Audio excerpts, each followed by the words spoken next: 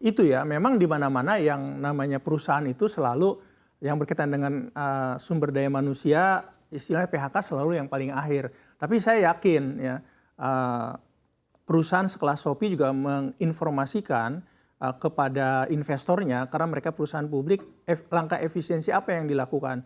Misalkan yang namanya free ongkir dikurangin, ya. Kemudian juga promosi-promosi yang lain dikurangi, setelah itu baru karyawan gitu loh.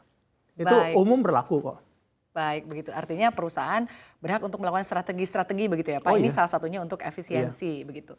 Nah oke, sekarang kita ke Pak Edi. Pak Edi, bagaimana nih Anda melihat begitu ya dampak ekonomi global yang disebut sebagai faktor awal perusahaan untuk struggle begitu Pak, dan juga untuk beradaptasi sehingga akhirnya terpaksa untuk merumahkan karyawannya.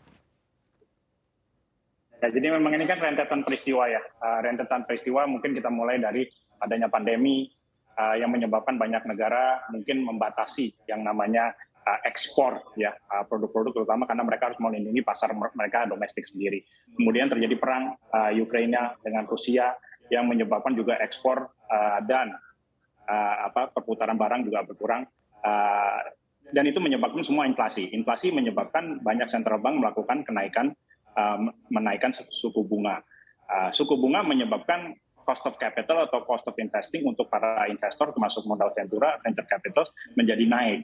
Akibatnya kita menjadi lebih selektif ya. Kita menjadi lebih selektif dalam kita melakukan investasi ya. Kita nggak bisa semuanya kita guyur ya. Startup mungkin seperti 4 tahun yang lalu kan hampir semua startup kan kita guyur aja venture capital gitu. Mungkin metodenya mungkin spray and pray gitu ya.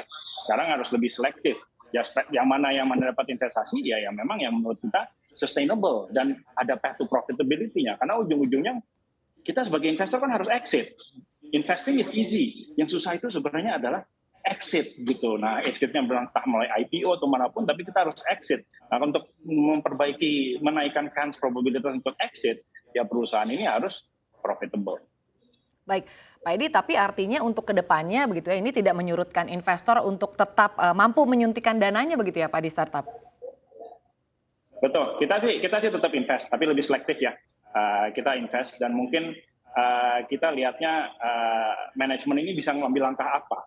Jadi sebenarnya kita sebagai investor, kita mengapresiasi. Kita tidak suka dengan adanya PHK, tapi kita mengapresiasi manajemen yang berani mengambil langkah ini. Artinya mereka willing to make the hard decisions agar perusahaan ini bisa survive. Ya, PHK memang hanya salah satu. Ya, ada langkah-langkah lain seperti mengurangi promo, mengurangi diskon, menunda peluncuran produk baru atau ekspansi ke daerah baru. Tapi PHK memang salah satu. Kita sih apresiasi. Yang penting ujung-ujungnya long term perusahaan harus survive. Baik, tapi Pak Edi, kalau menurut Pak Edi sendiri begitu ya, jadi Pak Edi setuju begitu bahwa artinya efisiensi ini disebut sebagai langkah atau satu-satunya dasar utama begitu dari PHK massal di Shopee ini. Apakah memang artinya salah strategi di awal atau salah perhitungan lah mungkin gitu. Menurut Bapak sendiri melihatnya seperti apa Pak?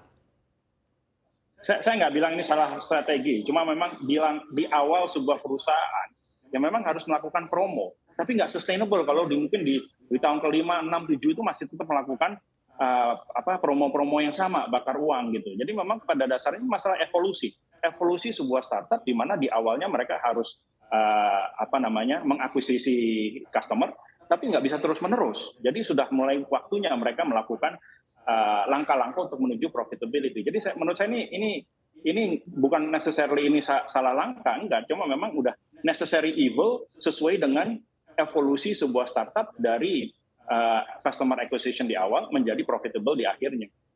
Baik, Pak Edi, tapi kalau Pak Edi sendiri melihatnya seperti apa Pak? Apakah memang ketidakpastian global ini begitu ya? Pak Rudi maaf, jadi artinya apakah ketidakpastian global ini lalu juga artinya ada salah strategi, salah langkah? Karena kalau kita lihat begitu ya kan Shopee ini promonya gencar sekali gitu Pak, gila-gilaan gitu. Artinya apakah strategi bakar uangnya yang memang tidak tepat gitu sehingga akhirnya ada PHK massal ini?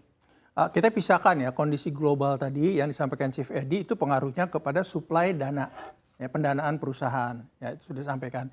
Kita lihat dari sisi operation. Nah dari sisi operation misalkan yang dampak yang pengaruh adalah pertumbuhan ekonomi di Indonesia, ekonomi retail ya. Itu juga kuartal kedua kita meningkat, GDP kita meningkat. Jadi tidak ada masalah kalau menurut saya secara umum, secara makro ya. Ini dugaan saya ini Shopee ini benar-benar mau ini aja, mau bikin lebih bagus aja, lebih ramping ya saya tidak tahu sering pakai Shopee nggak belanjanya atau yang platform yang lain gitu loh. Ada pengurangan nggak? Misalkan yang tadinya ongkir gratis sekarang mulai bayar atau tidak? Itu salah satu langkah efisiensi kan. Tadi produk yang harusnya diluncurkan ditunda dahulu dan lain sebagainya. Itu kan semua langkah-langkah efisiensi. Dan terakhir mungkin ya kaitannya dengan PHK. Nah PHK juga tidak ada salahnya. Tadi sudut pandang investor selama profitability-nya, road to profitability makin jelas. Saya mengatakan tidak ada salahnya selama paketnya bagus, kenapa tidak gitu loh. Mungkin mereka jadi startup yang baru dapat kompensasi dari PHK-nya gitu. Baik, Pak Rudi, tapi artinya dengan PHK massal ini yang jumlahnya di atas ratusan begitu, Shopee masih aman aja kan Pak? Masih jauh begitu dari kata bangkrut atau sebetulnya bagaimana? Sekali lagi kalau saya lihat ke atasnya, ke C-nya, ini saya bawa datanya nih ya. Kuartal kedua 2022 GMV-nya itu naik dibanding kuartal pertama dari 17,4 miliar Singapura menjadi 19 miliar Singapura. Jadi ada pertumbuhan. Kemudian dibanding tahun 2021 year on year-nya juga naik 27%. Jadi dan kontribusi paling besar untuk e-commerce-nya Shopee di beberapa negara adalah Indonesia gitu loh. Jadi kalau dilihat dari angka itu saya tidak melihat bahwa mereka itu they are in the deep trouble, enggak lah.